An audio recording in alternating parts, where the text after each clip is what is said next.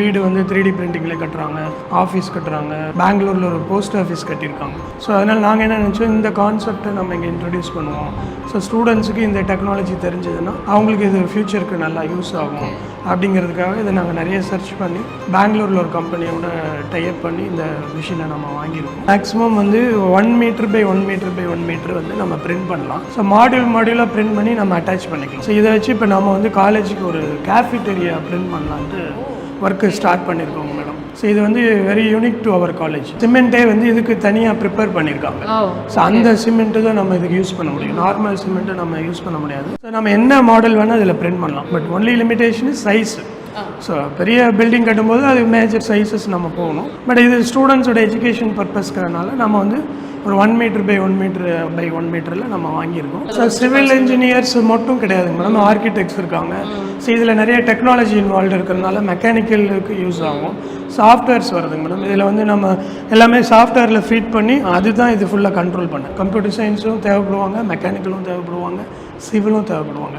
So எல்லோரும் combine பண்ணி தான் இந்த ப்ராடக்ட்டை டெவலப் பண்ண முடியும். ஸோ அதனால தான் நம்ம வந்து இதை இன்ட்ரடியூஸ் பண்ணிக்கோம். ஃபியூச்சர் வந்து கண்டிப்பாக நார்மல் பில்டிங்லேருந்து ட்ரெடிஷ்னல் பில்டிங்லேருந்து இது கண்டிப்பாக மாறுவாங்க. நம்ம கமர்ஷியல் கன்ஸ்ட்ரக்ஷன் ஃபீல்டில் யூஸ் பண்ணுற மாதிரி இந்த ஜல்லி, சிமெண்ட், TMT பாஸ் அதெல்லாம் இல்லாமல் ஸோ ரெடிமேட் கான்கிரீட் மிக்சர்ஸ் மூலமாக எக்ஸ்ட்ரூஷன்ஸ் ப்ராசஸ் மூலமாக அதை வந்து லேயர் பை லேயராக வந்து 3 டைமென்ஷனில் வந்து பில்ட் பண்ண முடியும். TCSல அவங்களுடைய ட்ரைனிங் விங் வந்து எங்களுக்கு ட்ரைனிங் கொடுக்குறாங்க. ஒரு ஸ்டூடெண்ட் வந்து வருடம் 20 லட்சம் ரூபா சம்பளத்தில் பிளேஸ் ஆகிருக்காங்க.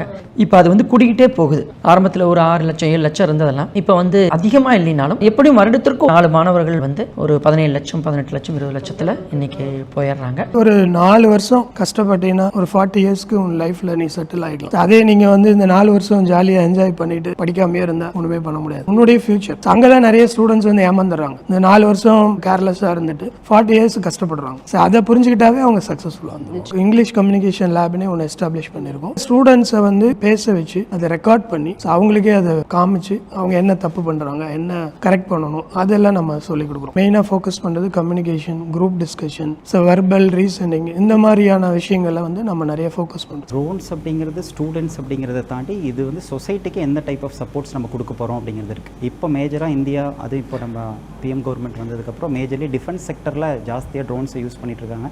அது இப்போ நம்ம பார்த்திங்கன்னா டிசாஸ்டரில் ஹியூமன் இன்வென்ஷன் வச்சு ஒரு இதை ஃபைண்ட் அவுட் பண்ணுறதை விட ட்ரோன்ஸ் மேஜராக ரோல் ப்ளே பண்ணிகிட்ருக்கு. ஃபார் டிசாஸ்டர் மேனேஜ்மெண்ட் இருக்கட்டும், அக்ரிகல்ச்சர் செக்மெண்ட்டாக இருக்கட்டும், இது 2 தான் மேஜராக ஃபோக்கஸிங். கவர்மெண்ட்ஸ் மேஜராக சப்போர்ட் ஃபண்டிங் பண்ணுறதும் வந்து அக்ரிகல்ச்சர் அண்ட் டிசாஸ்டர். இதுக்கு ட்ரோன்ஸில் நிறையா ஆப்பர்ச்சுனிட்டிஸ் இருக்குது. அதை என்ஹான்ஸ் பண்ணுறதுக்காக ஸ்டூடெண்ட்ஸ்க்கு நிறைய ட்ரைனிங்ஸ் கொடுத்துட்ருக்கோம். ட்ரைனிங்கோடு நிற்காத மட்டும் நம்ம கண்டிப்பாக லைசன்சிங் வேணும் அப்படிங்கிறனால தான் நம்ம இப்போ DGCA மூலிமா லைசன்சிங்காக அப்ளை பண்ணியிருக்கோம். இதுக்கு ஆக்சுவலாக பைரட் லைசன்சிங் வேணும்.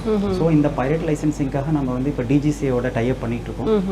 ஒன்ஸ் இதுக்கான அக்ரிகேஷன் ஒரு 3 மந்த்ஸில் வந்துச்சு அப்படின்னா நம்ம இங்கேயே RPTO பேஸ்ட் ஆர்கனைசேஷனாக நம்ம மாற முடியும். ஓகே.